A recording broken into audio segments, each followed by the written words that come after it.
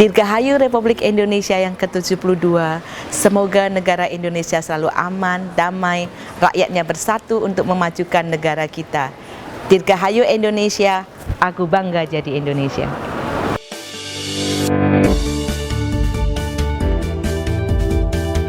Saya punya perjalanan yang panjang dengan Unilever. Tahun ini adalah tahun saya yang ke-26 bergabung dengan Unilever Indonesia. Saya mulai karir saya di finance sebagai management trainee. 15 tahun saya putar-putar di bagian finance, kemudian saya mendapat kesempatan untuk pindah ke supply chain, logistik, warehousing, customer service, dan planning. Dan akhirnya di tahun 2011 diangkat sebagai board of director, sebagai HR director. Dan 2 tahun yang lalu saya diangkat sebagai Sales Director PT Unilever Indonesia.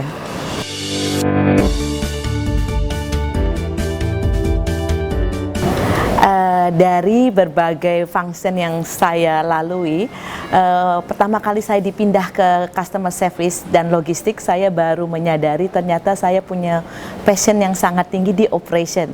Saya tuh suka sekali bersentuhan langsung dengan business. Kalau di customer service, logistik, planning, today I make a mistake, tomorrow saya tahu hasilnya jelek. Tapi kalau saya betul, kemudian saya juga memetik hasilnya seketika. Oleh karena itu, sekarang waktu company assign saya di bagian sales, saya sangat enjoy karena itu sangat dekat sekali dengan operation day to day of the company.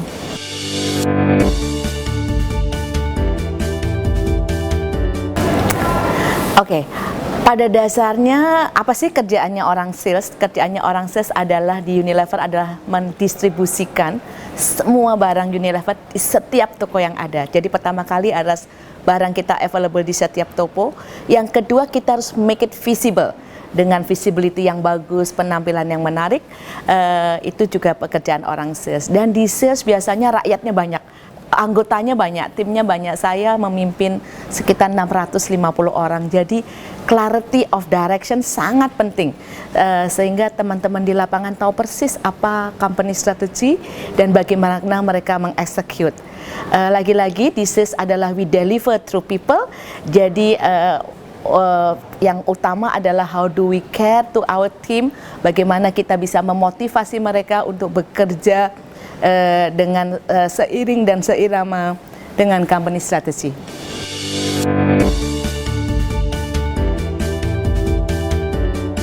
Pelambatan ekonomi kami juga rasakan mulai dari kuartal 4 tahun lalu dan terus berlanjut sampai semester ini. Jadi tiba-tiba saja sebenarnya yang susah adalah seperti ini.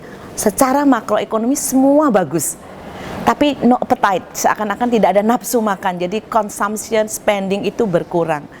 Yang kami lakukan di sales adalah pada saat-saat krisis seperti ini, step back, kemudian kita lihat lagi apa yang masih kita bisa lakukan. Justru ini adalah saat yang tepat untuk membereskan PR kita yang ada. Di sales PR-nya adalah market fundamental, apakah setiap tim dari sales sudah melakukan distribusi yang baik, sudah mencapai semua, menjangkau semua toko yang ada.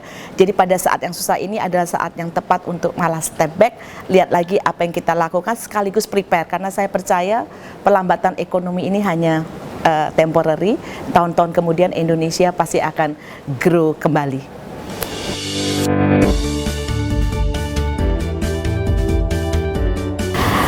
Perbedaan antara Indonesia yang dulu dan yang sekarang menurut saya sangat banyak ya, terutama saya lihat sendiri dari kesempatan yang dimiliki oleh seluruh wanita di Indonesia sekarang sangat terbuka di bidang apapun juga, asalkan kita mau dan mau bermimpi besar akan diberi kesempatan.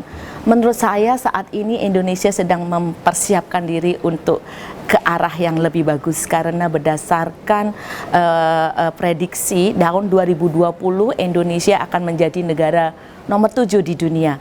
Jadi saat ini kita sedang mempersiapkan diri bagaimana kita menjadi a global player.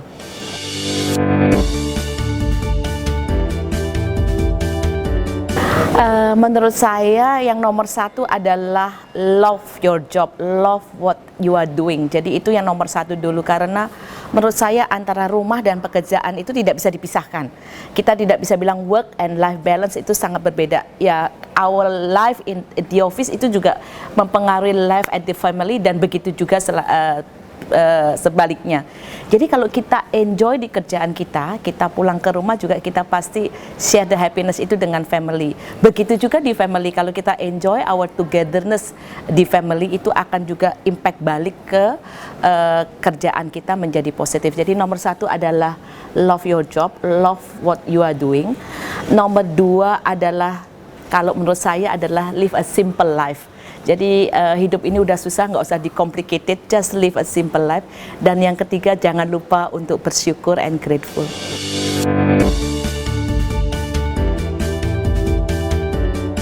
Saya itu suka, saya nggak ngomong naik gunung, saya bilang saya suka wisata gunung. Karena pada saat saya naik gunung itu saya belajar banyak. Jadi menurut saya kiat saya menghadapi stres nomor satu adalah balance. Saya usahakan setiap minggu 4 atau 5 kali selalu olahraga karena it give me energy. Setahun sekali saya dan suami saya suka wisata ke gunung. Jadi naik gunung itu juga merupakan relief the stress. Jadi balance antara hobi dan pekerjaan. Balik-balik ke naik gunung, saya pengen cerita karena sebenarnya pada saat kita naik gunung kan awal itu sebenarnya seperti saya reflect my career.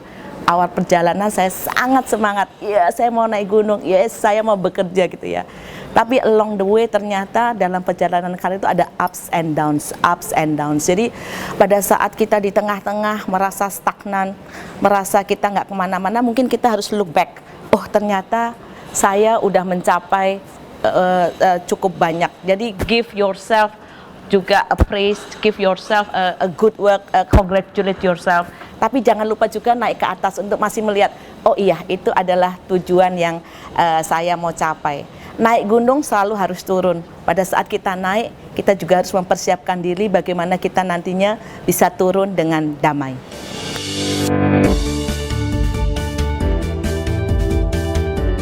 Sebenarnya laki-laki atau perempuan sama saja ya. Yang penting adalah kita harus genuinely care kepada tim kita, genuinely bahwa kita pada saat mencapaikan direction segala macam, clarity of direction. Jadi sebenarnya saya tidak bisa membedakan bagaimana menaklukkan lelaki dan perempuan, tapi at least mungkin salah satu tips adalah kadang-kadang kita sebagai perempuan, mungkin sebagai ibu ya, kadang-kadang kita suka care, tapi juga suka kadang-kadang lebih ke arah mengulang yang mungkin lelaki nggak suka gitu ya. Jadi kita juga harus tahu bahwa lelaki dan bagaimana caranya kita stop, bagaimana kita saatnya kita beri direction pada saat stop dan tidak keep checking and checking. Itu aja sih menurut saya, nggak ada perbedaan antara menaklukkan lelaki dan perempuan. Yang jelas ke tim kita clarity of direction, genuinely care and be ourselves.